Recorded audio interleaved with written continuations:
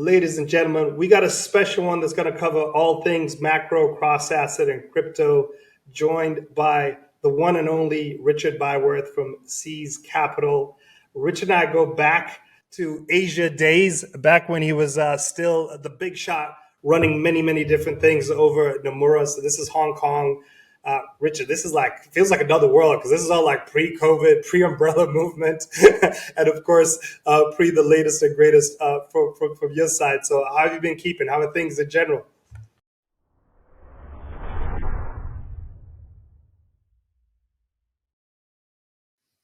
Mate, it's been great. It's been a real change. A lot of things have happened. Obviously, when you and I were last interacting, I was at Nomura.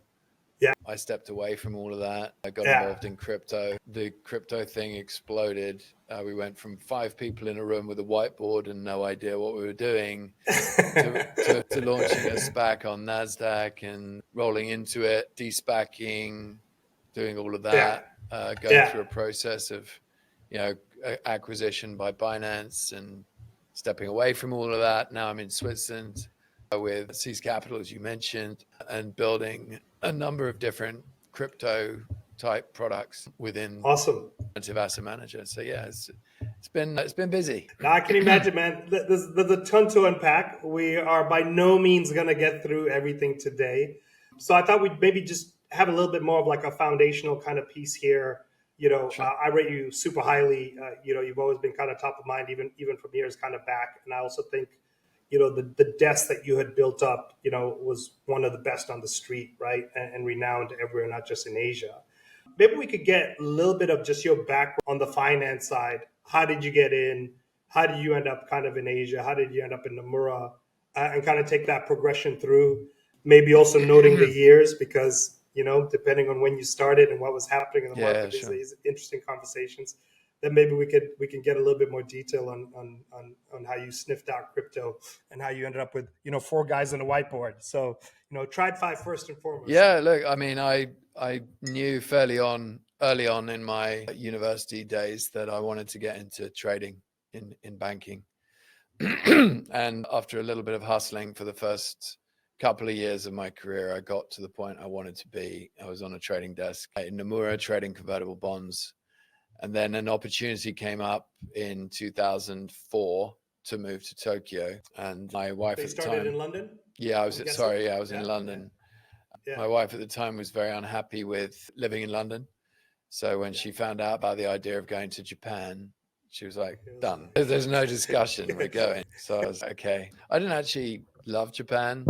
It was a bit of a cultural shock for me. I struggled with it a little bit, and I just became... And when did you get there? I landed January 2005, and you can't do anything in Japan until you've done your exams, so you can't pick up the phone. So I was really like the first month just doing all these past papers and trying to make sure I passed the exam, because that was another thing. In Nomura Tokyo, no one had ever failed the exam, and it wasn't an easy exam. But they would always tell you, they would be like, no one has ever failed this exam, and you're like, that doesn't need to be me. So I killed my social life for a month and passed the exam. But the problem with the exam was it was written in Japanese English, so you never really knew what the question was asking you. It was this sort of broken Japanese English. It was challenging. That was half the problem with the paper. But anyway, I got that done, and we, as you say, we built a phenomenal desk very quickly. Being in Japan for Nomura, that's the house in Japan. So really, we toppled Goldman Sachs from the number 1 spot within, I think, about 6 months of landing. So it was fantastic. Ben Ferguson, who you may know, who was running Goldman at the time, he was pretty upset about it, but we had some good banter. And then, it really just exploded from there.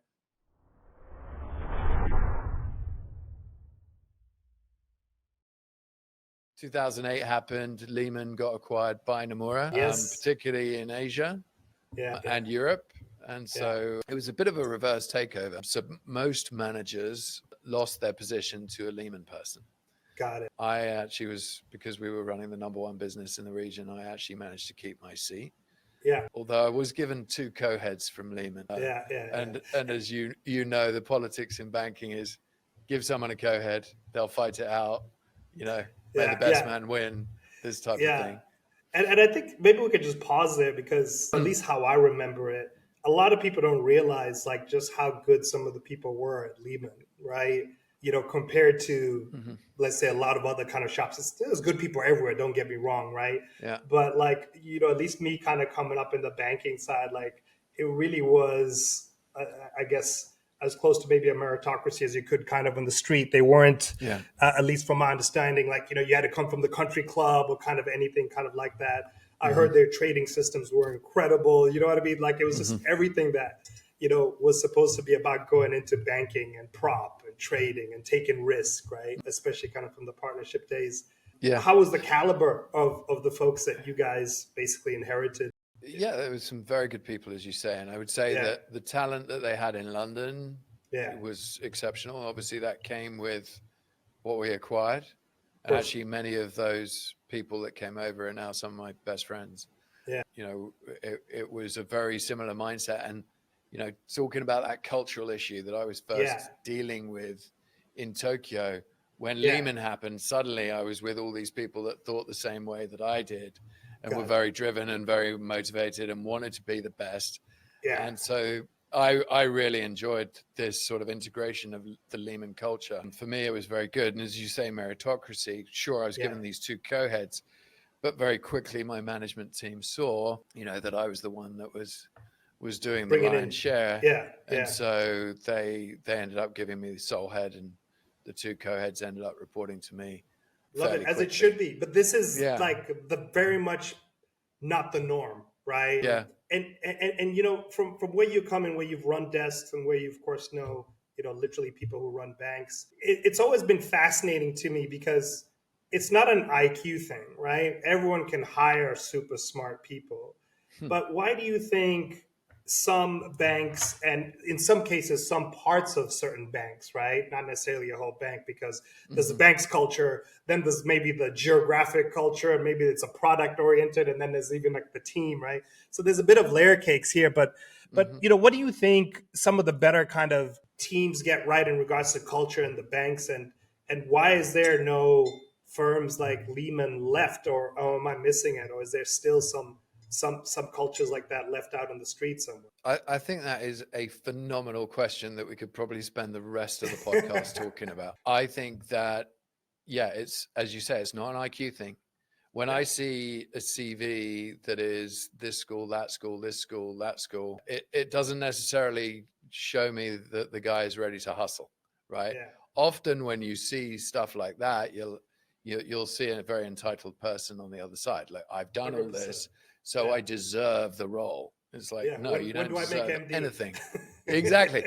That's exactly what I see. And I'll never forget, actually, the guy who was running all of a distribution at a certain point.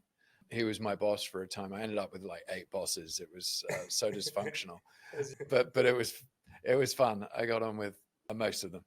But anyway, this guy was ex-Goldman, and he came to me. He's like, Rich, why aren't you hiring people from JP Morgan and Goldman? I mean, why are you not hiring? Why are you hiring this guy? I hired a guy from Macquarie. And he was like, what are you doing? Like, I was like, look, what you don't understand is this is Nomura, and it is hard to get stuff done. If you sit in JP Morgan in Asia, you have a machine behind you, right? You need people that know how to fight and that are not going to give up at the first no, right? It's no, okay, fine. How do I find the next person to say yes? Exactly. And he just didn't get it, because he'd joined Lehman a year before the bankruptcy, but he'd been a Goldman guy his whole career. And so for him, it was like, Goldman's the best, JP Morgan's maybe second best, and that's all we should be hiring from. And, but like when you saw these guys come in from Goldman and JP Morgan, they couldn't get anything done. They were like, why doesn't anything work? Like, this is a different environment. And so if you're sitting there and just good at doing your particular job, that's not good enough at a place like Nomura. You need to be, like, I always use the football analogy of Paul Gascoigne, but maybe more people will understand if I say Diego Maradona or Cristiano Ronaldo. You've got to be able to do like creative things to get things done, right? Otherwise, you're not breaking through anything. Yeah. Oh, fair point. Before we move on to, you exiting kind of, TradFi kind of banking, let's talk about some of these pivotal points where, you're probably on the desk, you probably had a lot of risk on. And of course, you came up and cut your teeth doing CBs, right? Which are very topical now with our main man, Michael Saylor, of course. 2008, I'll give you context. I was in London. I was, on a special sits event-driven desk. I still remember the S&P going up and down 5%. We're talking the index, not just even individual stocks, as you know, right? Yeah. And I still remember the day the S&P got to 666. And I was still relatively junior. I didn't have any money. We'd done well, but it didn't matter. Like, it was just a roll of the dice if your bank was still going to be around, because everyone was like looking after the next kind of Lehman. And I remember telling my boss, like, listen, we may as well just kind of go all in, because if the S&P goes down another like 10%, like no one's coming in on Monday. Like it's game over. And he's not even looking at the book, because he's made money. He's been around the markets for many years, and he was moving it from Citi private banking to HSBC private banking, because we thought Citi was next to go down. Like, that's the state of the world that we were in. All of these banks, to say they were on their knees, doesn't do it justice. Like, they were literally on their chins flat on the floor. Where were you? Can you give us some kind of context of that time on the desk, what you were seeing, what you were doing as a whole?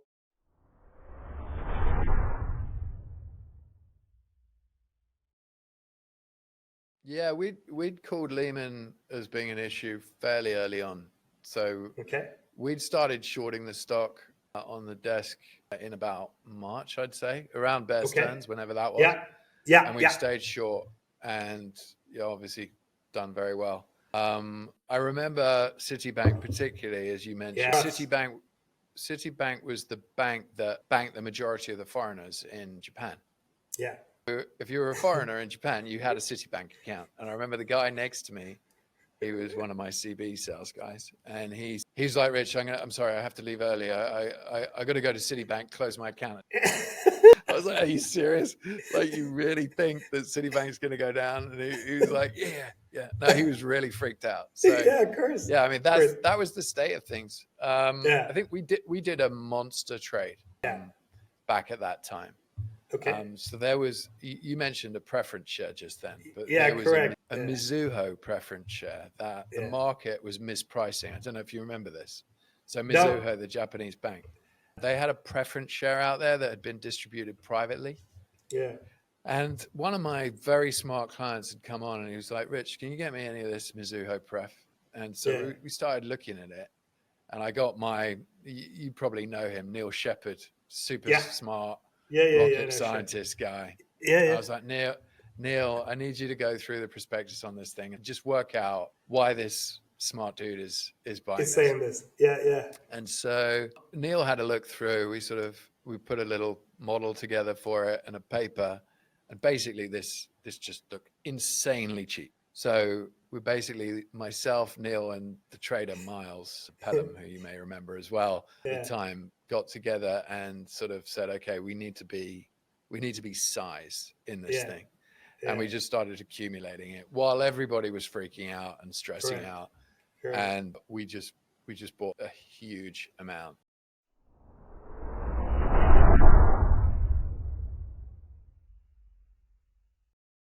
We ended up making $140 million, which in those days was a lot of money. I mean, obviously, it sounds like peanuts these days when everybody's talking about 10. No, but that's huge. That's like talking about a few billion today. There's no doubt about that, right? So it was a massive trade. And obviously, it meant that for us, 2008 and 2009 were just enormous years. We just made a lot of money.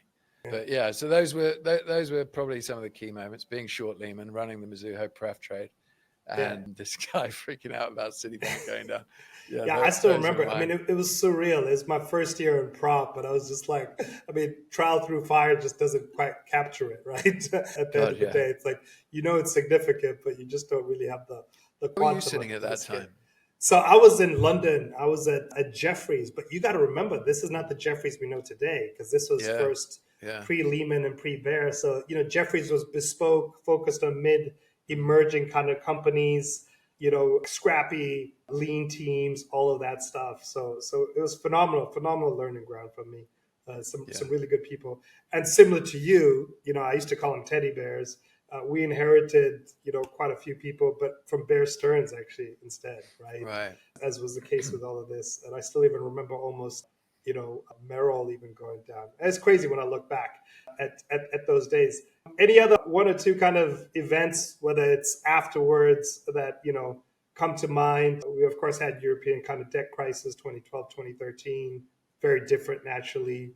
We, had, what was it? Obviously, COVID was much later from a 2020 perspective, but there's also been a few kind of shocks here and there. I remember you and I were definitely, well, we were both in Hong Kong, I think, at this time. I don't mean the actual date, but at least stationed out there. And what was, of course, the nuclear event in Japan, right? Fukushima. Yeah. And I remember literally screaming down the phone at my boss. I was in a Brazilian firm, so it's what you had to do, right? And saying, the Japanese stock exchange is down.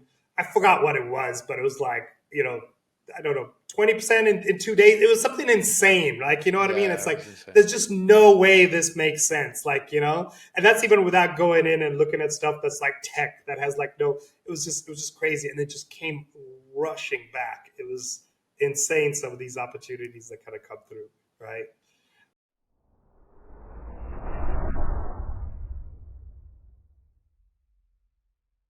Yeah, it was, for us, it was very surreal because I was in Nomura, Hong Kong. At the and time, I'd set up because I had a team in Singapore and I had a team in Tokyo. Yeah. So I'd set up TV screens so that we could all just chat around the TV screens. So it was like a live video conference all the time. And suddenly, like, you couldn't quite work out what was happening, but suddenly, like, everybody was wearing helmets in the office. They're running around. The TV was like shaking. It was like, I was like, what is going on? Like, it looked like a prank.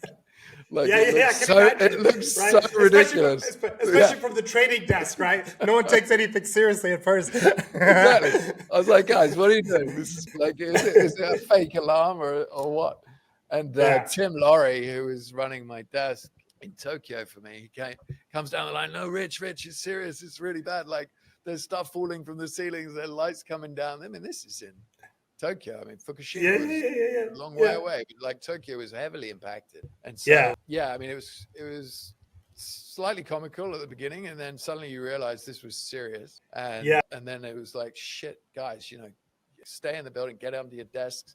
Because obviously, the buildings in Tokyo are built for this type of thing, and they have all these sort of suspension and of course, yeah, I can imagine. Yeah, I was just checking the charts here. Yeah, so it was down something like 27% in 2 days, right? And it was just like, I mean, an entire index. It's mind-boggling, right? Well, I don't know if you know the guy Mike Green. He's quite famous these days on Twitter for being an anti-Bitcoiner, but he was a big. Oh no, I tend to mute those fuckers, but not to say that I'm sure he's got some good opinions and other things, but it's a pretty big warning sign generally. Indeed. I love Mike, but I do think it's an ego problem. But this was how I got to know him, was through Fukushima. So he reached out to me. He was at Canyon at the time, and he was like as you said, it was in the hole, down 27%. He came in, just started buying long dated upside calls. He was like, I want size here. And so he ended up buying a lot of Nikkei upside from us. So this is something I really wanted to ask you, because what I loved about the team and the setup there is, you guys had, of course, the ability to do some prop, but you were also dealing literally with some of the smartest hedge fund clients on the street, right? Yeah. Who we also know are absolute sharks, right? So also, if you get on the wrong side on some of the stuff that they're doing, that is kind of what it is. Hence, of course, why you were asking Shep to just double check that prospectus, right? Exactly. People like this who you just mentioned, Mike, and now, of course, maybe I should unmute him. I don't have him muted. I was just saying in general, but it sounds very obvious now when it's nice and cool and calm, and the vol is low. but very few people actually move when these opportunities present themselves. And it's of course because at the time it doesn't seem like an opportunity, right? What do you think separates the really exceptional traders that you've seen so far in your career? So forget hedge fund managers per se from like, that you don't have a relationship with, but those that would call the desk, those that you'd see get involved in putting trades on, that ability to move when others can't, what is it? Is it random? Is it definitely like a skill that can be developed? Do you think they're wired that way? I mean, do you have any thoughts just on that?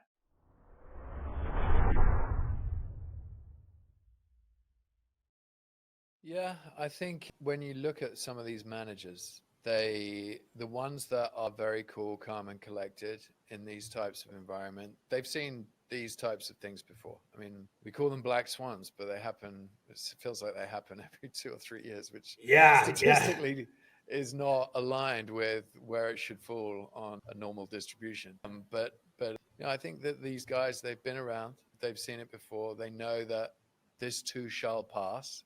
Yeah. And they're just looking for their moment where they can use some of that dry powder to put it to work. I mean, Mike Green is a perfect example. Yeah. He won't trade for 3 years until suddenly something like this happens. Yeah. And it's just, for him, it's just blindingly obvious that this is an opportunity. Yeah. And I think he's often, I mean, he's a bit more pessimistic generally, so he's often playing things from the short side. Yeah, they tend to, because this is like you're waiting for these events, and that means you're normally wired a certain way, right? Yeah, exactly. Whether you want to call it pessimistic or you're just kind of constantly looking for downside scenarios, right? But that's the amazing thing is then they can wait that long without trading, right? Yeah, and then I mean the problem is that someone like Mike, I would say, is too smart for his own good, right? Yeah. He's not trading enough, right? Yeah. Whereas you'll have other managers that are more active hedge funds, and they take a Druckenmiller, for example. He's very adept at seeing how things are changing and being very prescient around that, and then being aggressive when he's seeing the tide shift. Yeah. And I think that really is the marking of someone that can have the courage of their own convictions, can see where it's going. There is always an element of prescience, which again, it's people that have studied history or have been there long enough to have had some history that are able to make these moves. Does anyone else stand out or come to mind? You don't necessarily have to mention them by name. I appreciate some of these guys like to be, and gals like to be under the radar, but is there anyone else that kind of comes to mind from trading war stories? Kind of like, wow, that was phenomenal. I'll give you one example. I'm blanking on the guy's name now, but it was after the Swiss National Bank, if you recall, right? And I'll just bring up a screen here. I found the Fukushima event as well. I should say. You said it right the first time. Fukushima. Yeah, so Fukushima. Fukushima is a bookstore in Singapore. My bad. So it's a little bit of. So here you go. This is basically how it unfolded, right? This is in the Nikkei, but of course the other incredible one was on the Swissy. Right. And the day that basically lost kind of the peg, and I'll have to go back, but I'm assuming it was almost certainly here, probably. Right. But let me actually put it. That took down a few hedge funds, actually. Yes. I mean, that was the interesting kind of thing, because this was one of these things that, again, it's always very clear in hindsight. So this is a little bit more of the classic kind of way. So this is dollar Swiss, and we'll go back to 2015. And of course, this was the move that you saw down. And the peg obviously was on Euro Swissy, so maybe it actually makes more sense to look at that one instead. Was this something that I appreciate it. It was a European kind of more base kind of thing, but I'm just curious if this is. Yeah, I mean, all the macro guys were looking at this, and so exactly. Actually, it was a Singaporean macro fund that blew themselves up completely. With this trade. Yeah. And I even remember, I think Diamond, sorry. I think they lost 10% in this trade. Well, right? they survived, but there was another one in Singapore was that Everest, right? Yeah, exactly. That's it. Yeah. And I'd forgotten their name. Yeah. But I mean, it's a typical picking up pennies in front of a steamroller trade. Yeah. It's great until it's not, and then you're dead. So I remember coming in, and again, I've done banking, so I can do the bottoms up, but my background's also special sits, and now it's interrelated with macro. And I think there's these unique situations where it's this kind of half macro event and special situations, right? If you can marry kind of the two. So I remember screaming out, talking to all kinds of clients, family offices, hedgies, big traders. No one would do anything because we were here, right? We were like in the 80 cent kind of level, I believe, even on dollar Swissy, except one hedge fund manager of Hong Kong at the time.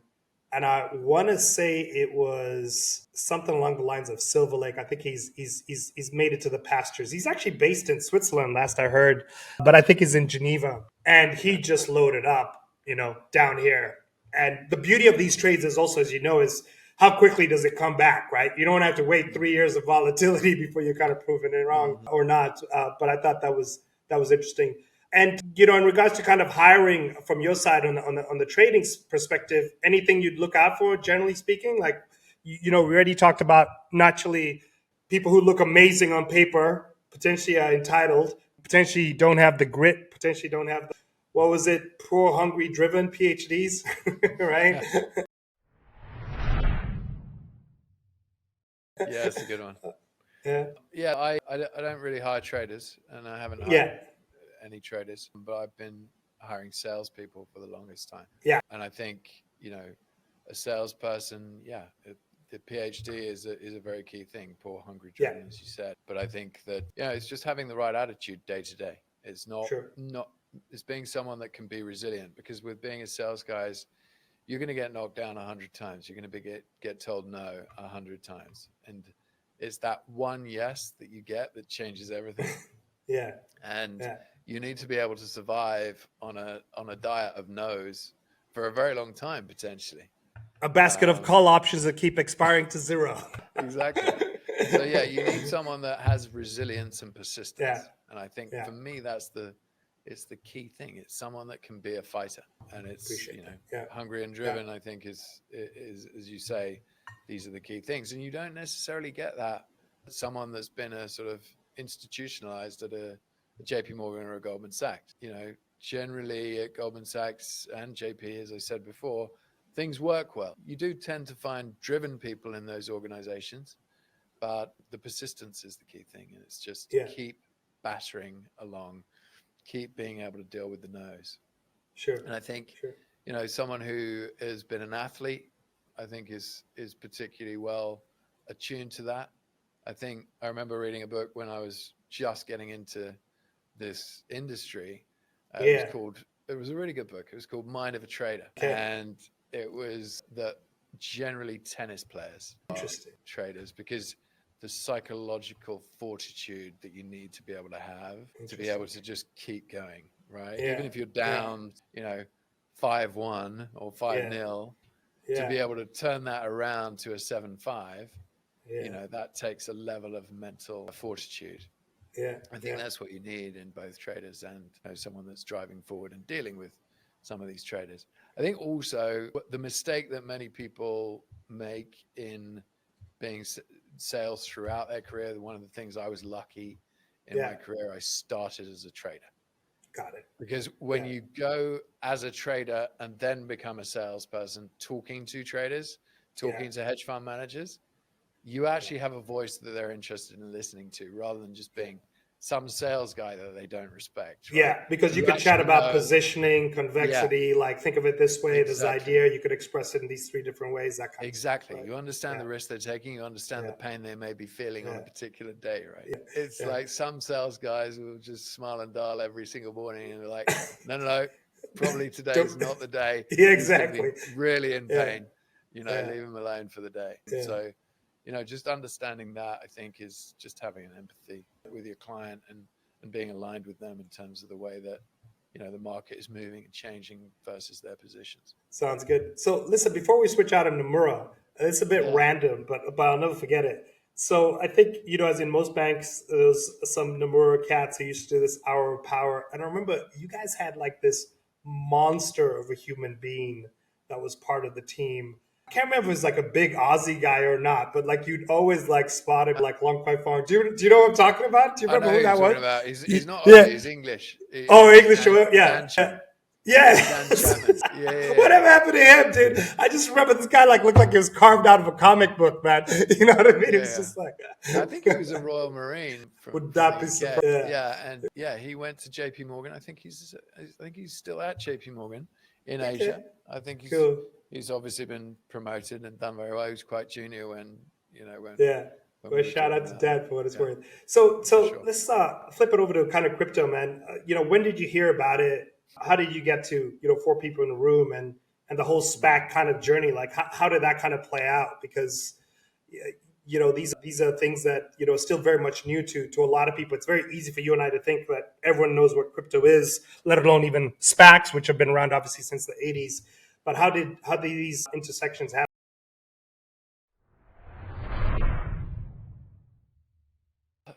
Gosh, how did I get into crypto? Well, I mean, it was actually because of Lehman. One of the guys that came over, who was basically the most junior guy on the desk in Tokyo.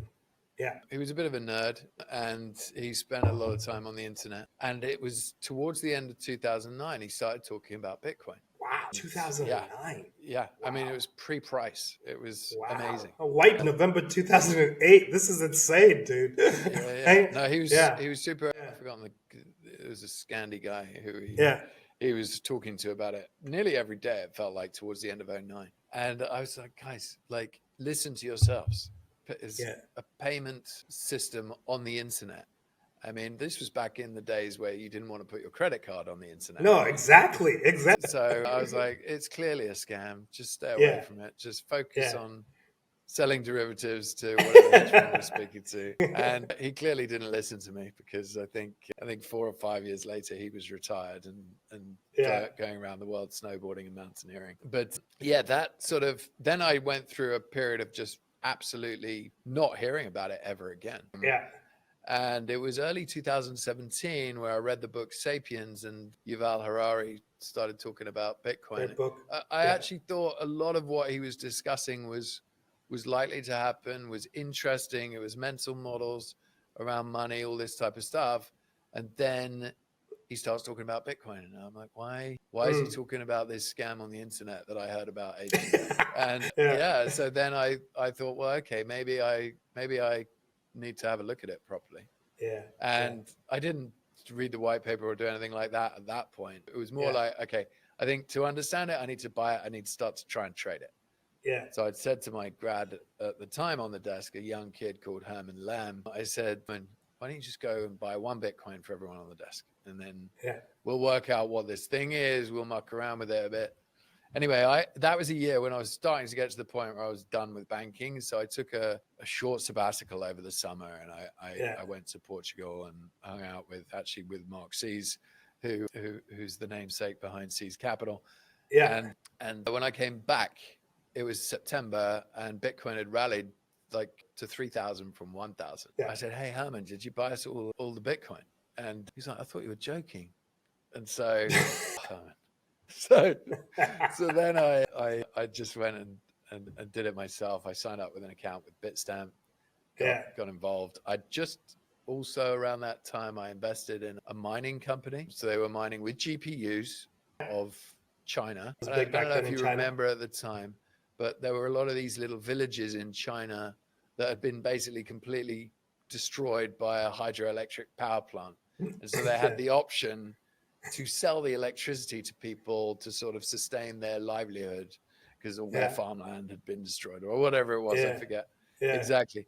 And so the displacement of these villages had meant that they were able to sell the electricity on very cheaply as a sort of benefit from the government. And so we came in and we bought a whole load of their electricity, locked that down, built. Well, I didn't do it. It was another team, and then so I invested in them. And then when I was I'd managed to negotiate an exit from Nomura, and I was actually going to join Mark SYZ in a private equity firm that he was running at the time in the region. And actually, I sat down with the founder of this mining company, which was actually Miles, who had bought that Mizuho pref. Got And I was it. like, hey, Miles, how's my investment thing? And by the way, I just left Nomura this morning. He's like, Sure. oh, if you left Nomura, why don't you come and help me build this thing? What are you talking about? Like, how am I going to help you negotiate for electricity? Like, find, Well, this is the mark of a good founder. It's like you outsource your problems to other people, right? Absolutely. I was like, what are you talking about? He's like, no. There's so much more to do in this crypto thing than just mining. Sure. He's like, there's people running around Hong Kong with suitcases full of cash, doing trades in Korea, moving the Bitcoin over and then to Korea and then selling it for a 20% premium. He said, it's insane. The regulators are going to come in. They're going to shut all this down. I think there's an opportunity for us to build a super white hat regulated player. So this got me interested. I'd obviously, got involved in buying some. And so I was like, okay, this is interesting. I called Mark Caesar. I was like, listen, I think I'm going to go and try this crypto thing out. Yeah. He was like, no worries. If it doesn't work out, let's have a chat. And private equity isn't going anywhere. Yeah, exactly. So then, just it got to the point where we were sat in this room, literally 5 of us, with a whiteboard. Okay, what do we build? Like, where is the opportunity? And the first thing for me was, if I'm an investor looking at this space, it looks like an absolute disaster zone. Like, I have no idea, excuse me, how to allocate capital. So we need first and foremost to think of a product that we could build where investors can actually allocate capital and be comfortable that their capital is being well allocated into this new asset class. Sure. And so the obvious way from my background was hedge funds, right? Yeah. Are there hedge funds operating in this space? Yeah. And so I started digging around and actually, knew of a few already. So I said, yeah, what wasn't we could Louis Fellas? Do you remember Louis Fellas? That's right. He had something for a while, right? It may have been a bit earlier, but I recall he was one of the few out here, right? No, it was around that time. Yeah. It was around that time. And so good guy. Yeah. we ended up saying, okay, we need to have a fully diversified approach to this because, if you just give it to one hedge fund, then, you that comes with a lot of risk. Yeah. So we built a fund of funds, and that launched in 2019. And we ran that for about 2.5 years. It was a bit riskier than the fund of fund we run today at SYZ Capital, much more volatile. It had liquid venture in the portfolio, which we don't do today.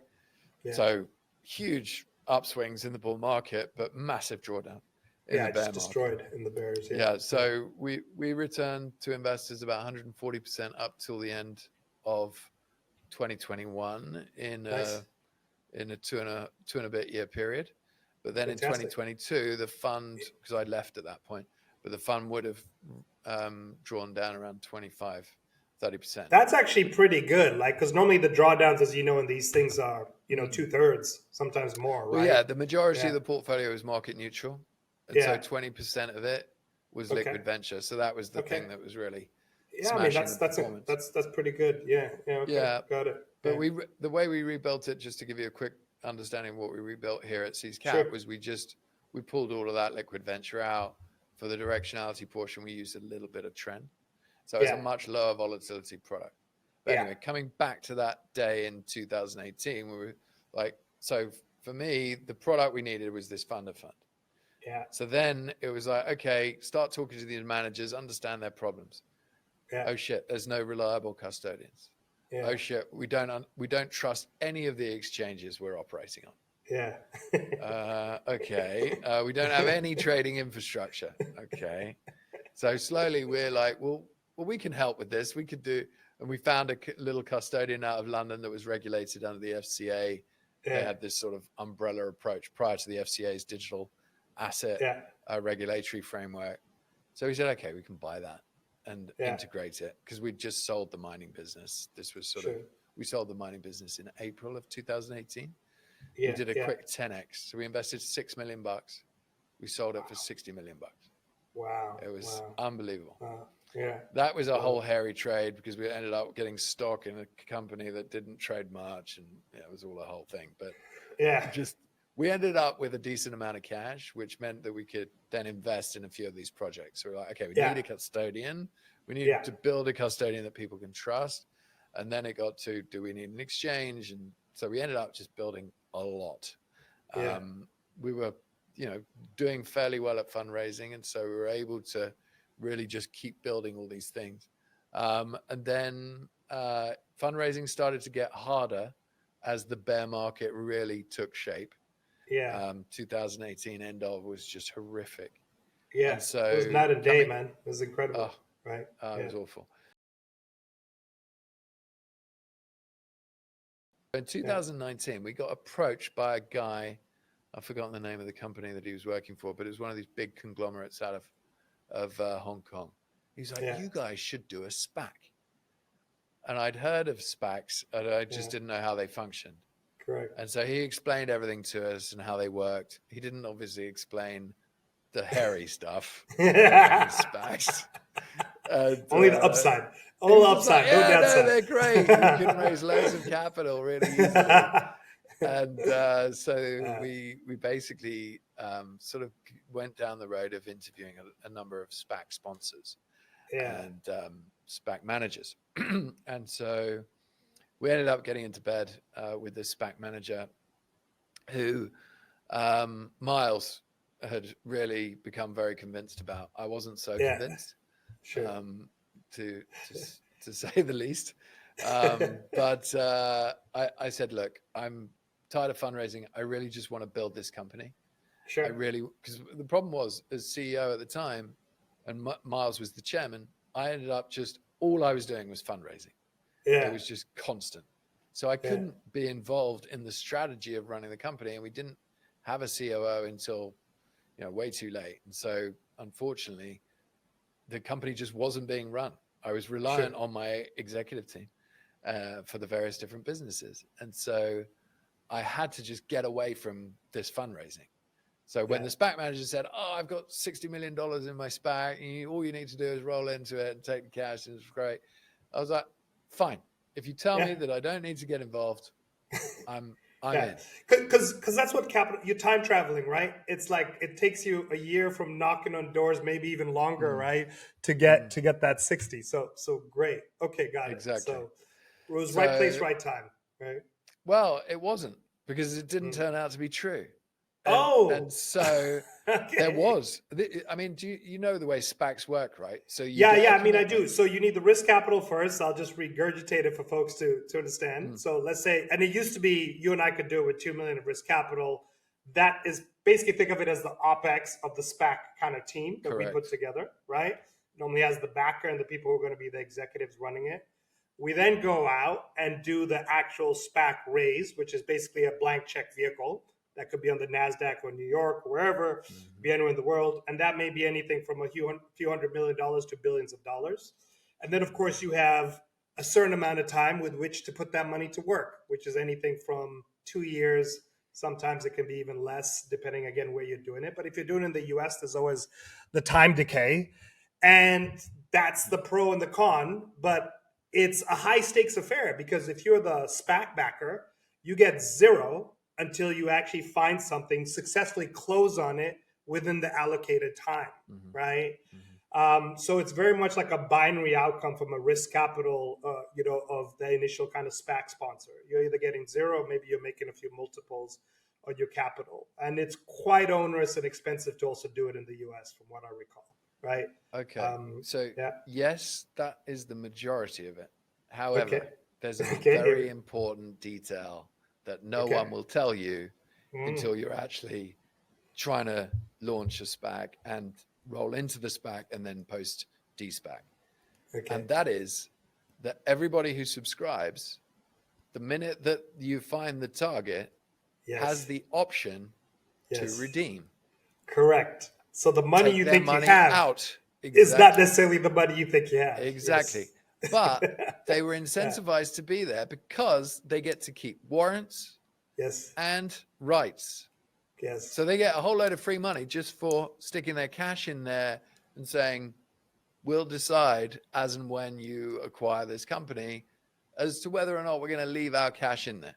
Sure. So we had 60 million in this SPAC. And what I realized was that every single dollar could disappear the day we roll into it. And we end up being a publicly listed Nasdaq company for no reason, right? Basically, that's what could have happened.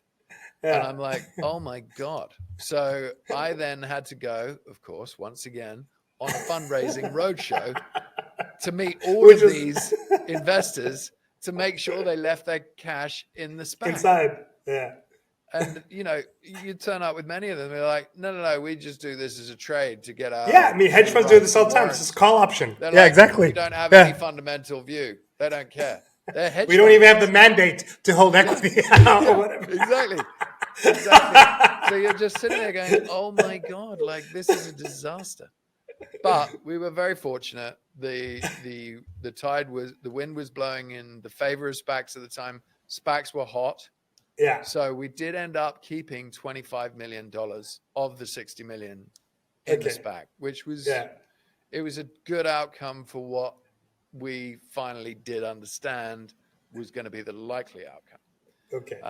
So a bad outcome would have been 10 million. A good outcome was 25 million, and a ridiculous outcome would have been 50 million on this particular SPAC. So we ended up with 25 million. It was good because it was during COVID. We'd just done a pre-IPO convertible bond as well, because the SPAC had been delayed, because the vote for the merging of the SPAC with the company was, I think it was March 12th of 2020. It was a day where you were talking about S&P being down 5%. S&P was down 12% right, that day. So obviously the vote didn't go through, right? And so we got a delay, and these things are always delayed. Once they're delayed, they're not always delayed, but once they are delayed, they're delayed 6 months. So we then had to finance ourselves for another 6 months. So I had to do a pre-IPO convertible bond. And I was just like, okay, if we don't raise this money, we're dead. So then I just said, okay, I'm just going to design the most sexy convertible bond anyone has ever seen. And it was absolutely phenomenal. Awesome. People made an immediate 3x upon listing. And so they were, investors were over the moon. It was a fantastic. Love it. You had the background, you had the craft, you had the Rolodex of people to be like, hey, I know we've not talked for a while, but this is what I'm doing. Which again, but you had the COVID background. So again, not an easy environment, despite it being sexy, because as we all know, the issue with those situations, it's liquidity. So it's not that even people don't know it's a good deal. It's do they actually have the capital to put to work, right? Because they have positions blowing up, portfolios melting or whatnot, right? To your point, I remember I was with this family office from London who, great guys, really liked the founder who was, it was his money, he was an FX guy. And he said, look, Rich, this convertible bond is amazing, but I just don't think in this environment you will ever be able to get it out of the door.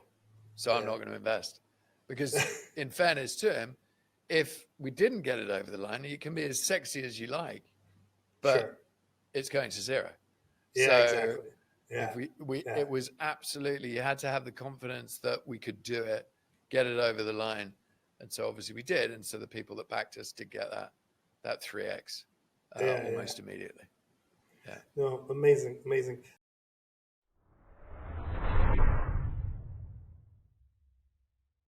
So, Richard, we could talk for hours, and I definitely want to get your viewpoints on 2025. Of course, you and I had a side chat in regards to the potential paradigm shift in the U.S. elections, but let's save that for a different kind of segment. Just to kind of bring us to a close for this first kind of piece, tell us about SYZ Capital. Tell us, the history, the heritage. Tell us what you're doing there, and what can Sure. people look out for, or what are the top 1 to 2 things that maybe you guys are looking for, right? Sure. So a lot of people probably don't know the name SYZ. SYZ in Switzerland is very well known, but outside of Switzerland, not so well known. Typical Swiss discreet family, and so you haven't really heard of it elsewhere. But SYZ was behind the family. The original family was behind founding Credit Suisse and founding Zurich Insurance. The great grandfather of Eric SYZ, who founded SYZ Group, sat on the board of Nestle as chairman, I believe, for the first 50 years of its public life, or something, something around that time.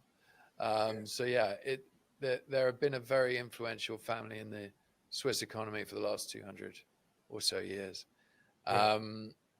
And today there's 3 pillars to the group. There's SYZ Capital, which is an alternative asset manager. Within it, we look after hedge funds. That's my role. Private equity and litigation finance. We run about $1.8 billion. Then there's the private bank, which is SYZ Bank. That's about a $15 billion bank, sort of mid-tier private bank here in Switzerland. Quite an innovative bank. They were one of the first banks in Switzerland to bring hedge funds to their clients.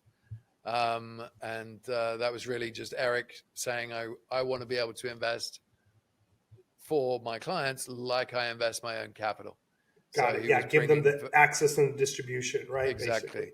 Yeah. Exactly. So SYZ has always been an alternatives thinker, an innovative thinker when it comes to investing. So obviously getting involved in crypto, as we do within the crypto hedge fund space, was not a huge leap for them mentally. And they're one of the only banks in Switzerland that custodies Bitcoin and helps you trade it as well, actual Bitcoin. Got it. And then there's SYZ Asset Management, which is the more sort of money market investment grade bond funds that runs about 10 billion Swiss francs.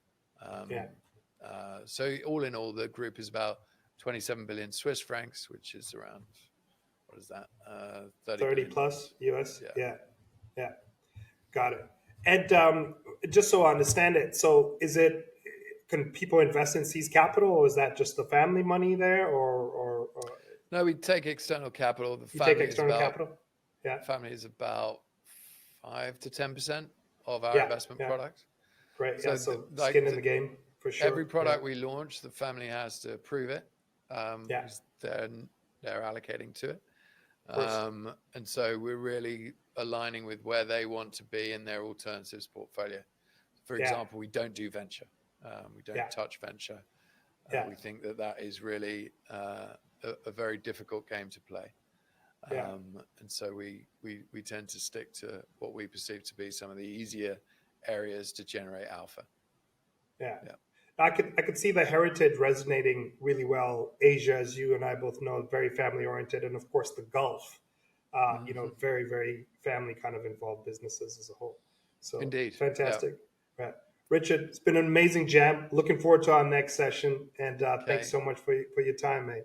All right. I really appreciate it, mate. Thank you.